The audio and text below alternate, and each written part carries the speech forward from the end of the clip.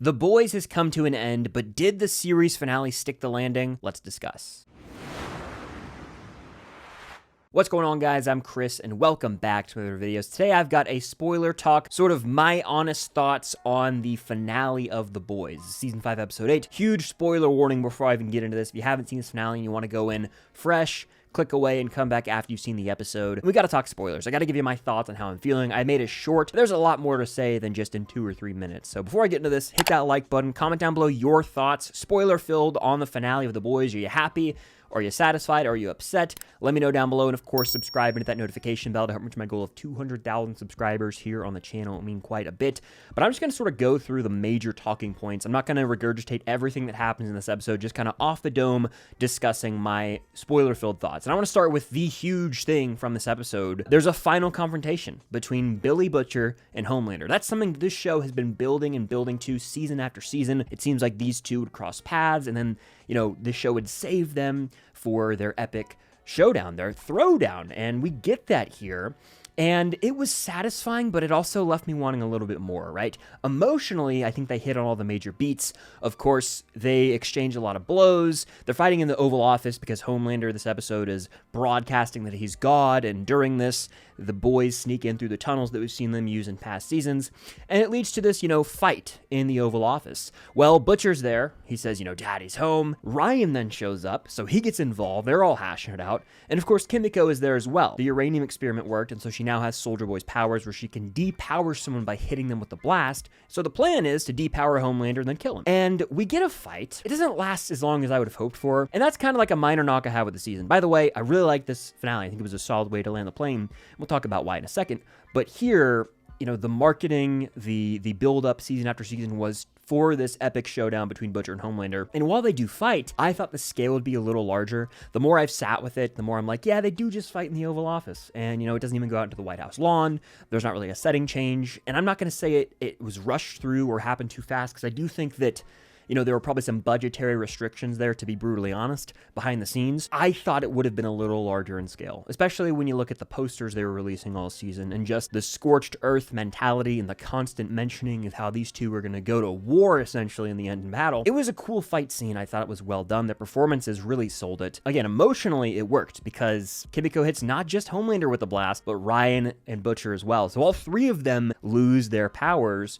That, of course, allows for Butcher to whoop Homelander's ass, because Homelander has no powers at that point. He's just a puny little man, a human, the thing that he has spat on for 5 seasons. He is now one of them. He's mortal, and he's begging Butcher, please spare me, I'll do anything. It's the weakest, little, fragile version of Homelander we've seen. That's really who he was behind the mask that was his powers. Like, he was hiding the entirety of this show, and that's fully exposed. So I thought that was really well handled. And then, of course, Butcher kills him. For Becca, he says, as he stabs him in the head with the crowbar and rips his skull open. Graphic as hell ending, but a fitting way for Homelander to go. That was diabolical.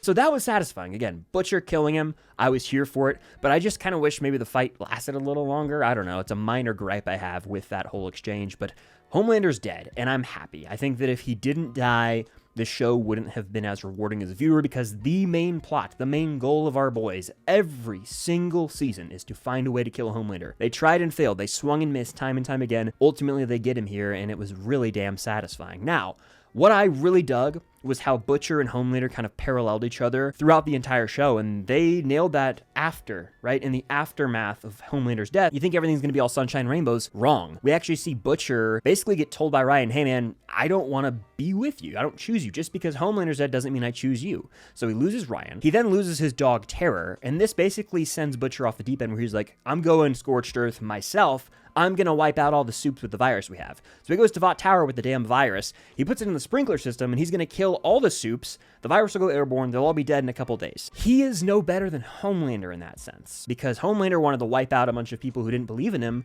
and now Butcher wants to wipe out all the soups. And there are a lot of good soups out there in the world, Starlight and Kimiko, for example. So he had this inner darkness, much like Homelander. I just thought the way that both of those characters came to a close was fitting. Hughie, our dear boy Hughie, has to show up and shoot and kill Butcher. and it's just such a tragic moment. The way it's edited, Butcher is clearly going through some inner turmoil as, you know, he has flashes of Lenny, his younger brother, who he feels directly responsible for getting killed, and now the Lenny figure in his life, Hughie, ends up killing him. So there was just so much poetry in motion here. I thought they really landed the plane with the way they killed Butcher and Homelander.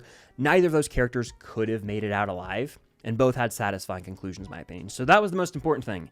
They got Butcher and Homelander right. Every other character I thought had a pretty satisfying ending as well. Because again, once the dust settles here, Hughie and Starlight have a happy ending. They're having a kid together. They're naming the kid Robin, which, you know, you could say, oh, that's weird. Isn't, you know, Hughie naming his kid after his girlfriend, but it was his late girlfriend who died at the hands of A-Train. And I think that's more of like a symbol of hope and overcoming trauma. I don't think it's like, oh, my past lover. It's not weird to me personally, but to each their own. Let me know what you think of that in the comments down below. I really like how he opens like an AV shop. I think it's called Campbell. He's like working on the computer, kind of like a tech assistant to a superhero, because he's like the right-hand man now to Starlight. Starlight is a real, genuine hero in this world, like freaking Spider-Man going out, and that's what this world needs. They need a hero, and Starlight seemingly is going to be that.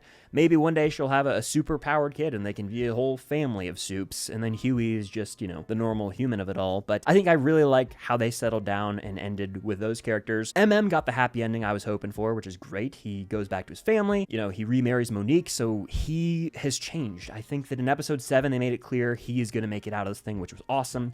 And it kind of takes in Ryan, which is interesting, right? I don't know if he's going to like officially legally adopt him or not, but Ryan seems to be chilling with right now, so that was not expected. And then of course you got Kimiko, who lost Frenchie in episode 7, devastating fashion, but we get to see her with a dog like she said she wanted. She's in France. She's at a cafe in Marseille, which of course is where Frenchie grew up with his mom, and so she's honoring that legacy. I thought that was really fitting. So they landed the plane with a lot of these characters. It was satisfying to see most of the main OG characters have a fitting end. I would have changed a couple things about the season, notably the pacing. Some of it still meandered. I think season 4 and 5 were a step down in quality compared to 1 through 3, which is like the golden era of the boys, but they landed the plane. That's the most important thing with the final season. I thought this was a very solid conclusion to everyone's individual stories.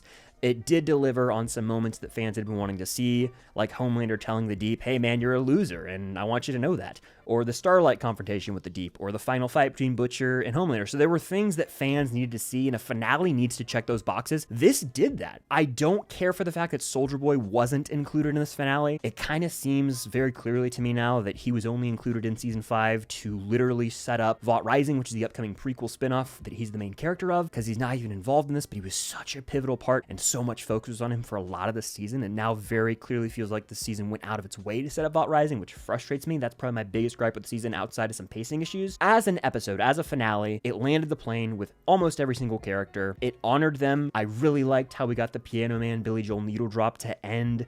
I said in my prediction video, I think there's going to be a Billy Joel needle drop. That's like the one. It's like they were saving Piano Man for the finale, and it was really special to see Hughie, you know, looking up and smiling pretty much in the same spot where he lost Robin and is devastated in the opening of the show. He's now hopeful for the future in this world with Starlight and, you know, heroes existing again. So he's got a smile on his face. That gave me chills, honestly. So they nailed a lot in this finale, and yeah, the overall season wasn't the best, and you always want the final season and the series finale to be the best episode, and again, the final season to be the best season. That wasn't the case here, but I enjoyed the ride on a week-to-week basis, and the show didn't butcher any of the characters, no pun intended.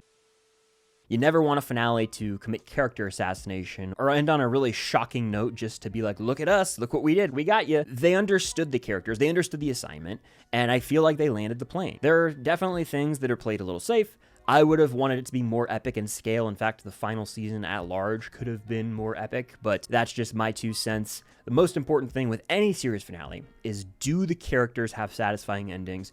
And the majority of them do, if not all of them. I was like, yeah, that checks out. That makes sense. I'm happy. I'm pleased with that. I'll have a lot more to say about this final season as time goes by. I'm going to do a character tier list of all the characters, a season's ranking, but I just wanted to come on here and do a little spoiler-filled yap about sort of my thoughts on where they landed the plane with a lot of these characters, and I think that I got most of it off my chest. This is kind of just off the dome rambling. I enjoyed the finale. What do you guys think, though? Let me know in the comments down below. Hit that like button, subscribe to that notification bell, and be on the lookout for more videos coming very soon. But until next time, I'll see you guys later.